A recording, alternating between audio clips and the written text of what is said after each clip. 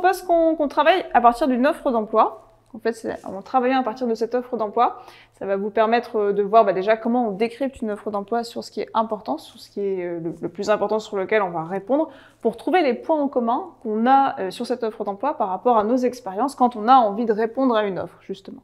Donc là, la première chose qu'on va faire, c'est déjà décrypter dans cette offre-ci quelles sont les 3 missions principales. Alors, je vous la lis. C'est une offre de garde forestier. Vous vous occupez de recenser les espèces d'arbres et les espèces animales, vous retirez les déchets, vous conseillez les visiteurs et randonneurs sur la bonne conduite à tenir dans le respect de la nature. Donc là, il y a 3 grandes missions. Selon vous, quelles sont-elles? Recenser les espèces d'arbres et les espèces animales. Alors oui, on en a bien une première ici. Recenser les espèces d'arbres et les espèces animales. Ok.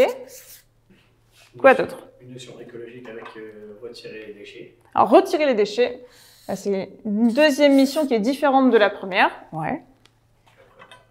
Conseiller les visiteurs et les randonneurs sur la bonne conduite. Voilà, donc là on a bien 3 grandes missions qui sont bien distinctes les unes des autres. Conseiller les visiteurs et randonneurs sur la bonne conduite à tenir dans le respect de la nature. Ok, donc là je vous propose qu'on parte de ces 3 missions qui sont différentes et que vous puissiez les reformuler avec vos propres mots. Donc là on va démarrer avec recenser les espèces d'arbres et les espèces animales. Alors du coup, hop, donc recenser les espèces d'arbres et animales.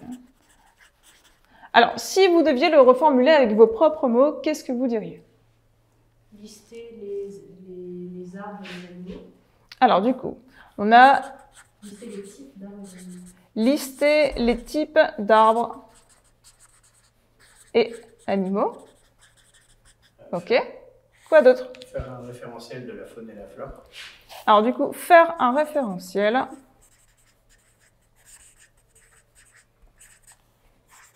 de la faune et la flore. Ouais. Quoi d'autre? Bah, faut les connaître aussi. Les connaître. Ouais. Les repérer. Les repérer. Ok. Quoi d'autre? Qu'est-ce que ça demande en termes de compétences ou d'activités pour savoir recenser des espèces d'arbres et des espèces animales? Vraiment avec vos mots. Hein. Il faut être capable de s'organiser parce que la liste, il faut qu'elle soit bien, quoi. Si on met ça n'importe comment. Alors, organiser sa liste. D'accord. Est-ce que ça vous fait penser à autre chose? Pas pour le moment? C'est déjà pas mal. Ok. Donc là, on va faire le même exercice avec la deuxième mission qui était retirer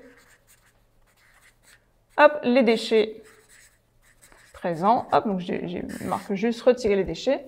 Donc retirer les déchets, si vous le reformulez avec vos propres mots, comment est-ce que vous appelleriez ça? Nettoyer l'espace de travail. Nettoyer l'espace de travail. Ouais. Préserver la forêt ou préserver son espace, préserver l'espace naturel. Préserver l'espace naturel. D'accord. Trier. Trier. Ok. D'autres idées? Pas pour le moment. Bon, s'il y a d'autres idées, on va les noter également.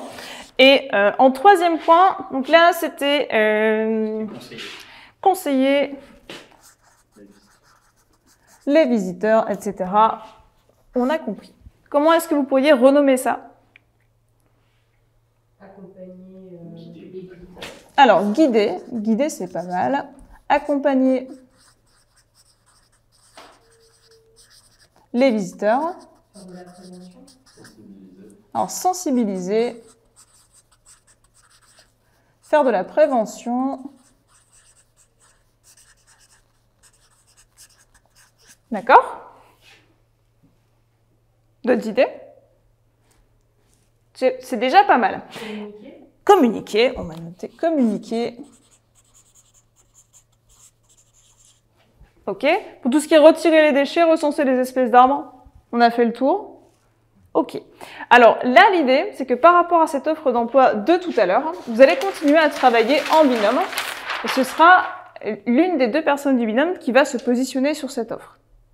Donc là, c'est à vous de décider. Donc, n'hésitez pas à reprendre la fiche qu'on a vue tout à l'heure de la présentation croisée pour voir si déjà dans les expériences qui ont été citées, il y a des choses qui sont intéressantes pour se dire, bah, finalement, je vois un petit peu de lien entre ce que tu as fait, ce que tu as cité et cette offre-là. Vous décidez ensemble.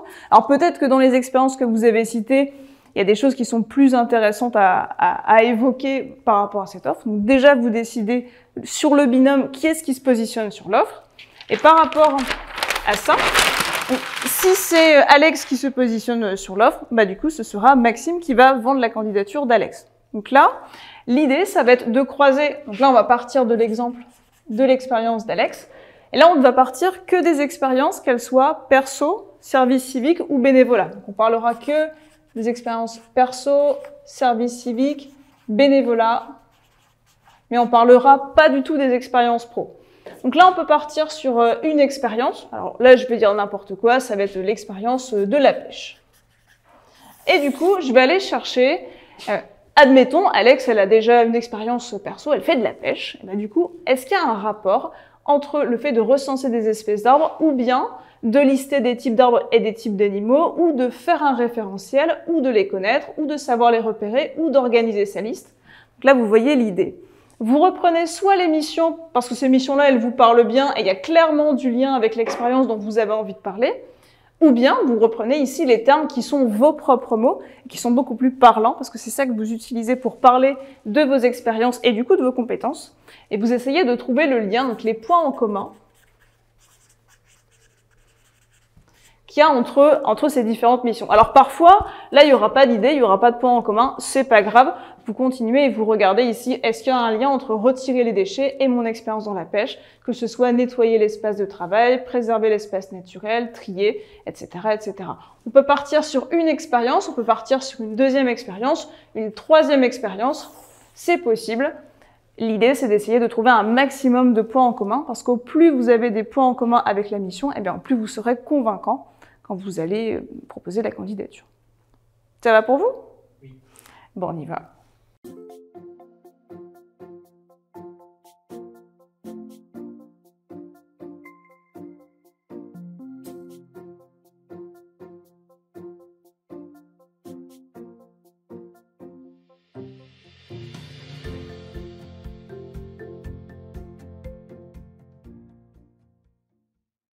Du coup, on a fait le lien entre l'offre de garde forestier et son expérience de bénévolat, où elle avait été bénévole dans l'association de distribution de livres de son lycée. Ok. Donc du coup, pour le premier point, recenser les espèces d'arbres et les espèces animales, comme lien, on a trouvé le fait de lister les livres, de les référencer, de les repérer dans le rayonnage et organiser la distribution lors de la rentrée, par exemple. Oui, carrément, même si c'est pas, on parle pas d'espèces d'arbres ou d'animaux, en tout cas on parle de livres. Il y a l'idée à la fois de lister, de recenser, donc clairement on s'y retrouve. Pour retirer les déchets présents, on avait mis entretenir les livres et trier ceux qui sont en mauvais état. Ok, ça marche, ouais. Et pour conseiller les visiteurs, on avait expliqué le fonctionnement des prêts de livres, présenté l'association lors des portes ouvertes et sensibilisé à la préservation des livres. Super, impeccable. Vous êtes parti sur une expérience, si on a d'autres? Non, on n'en a fait qu'une. Ok, super. C'est intéressant, c'est qu'on a deux candidatures différentes. On a une candidature qui est plutôt axée avec une expérience bénévolat en rapport avec la documentation et une candidature qui est plutôt axée sur la randonnée. Donc deux expériences qui sont tout à fait différentes et pour le coup, bah, ça marche bien. Les arguments que vous donnez fonctionnent bien. Vous avez trouvé tout à fait des points en commun entre les expériences que vous avez vécues et les missions de cette offre d'emploi qui est totalement fictive et les arguments marchent bien. Ça fonctionne bien.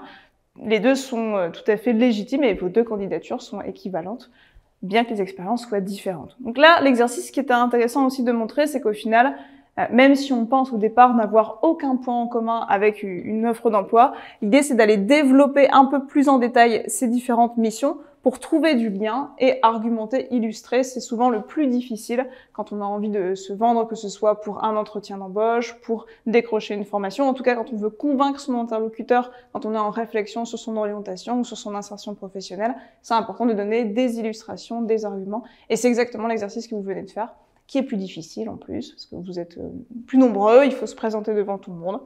Donc voilà, ça fonctionne bien. Ok, donc on a terminé pour cette première partie. Alors là, je vous ai affiché la fiche métier du garde forestier. Donc du coup, là, on retrouve toutes les compétences qui sont notées sur cette fiche.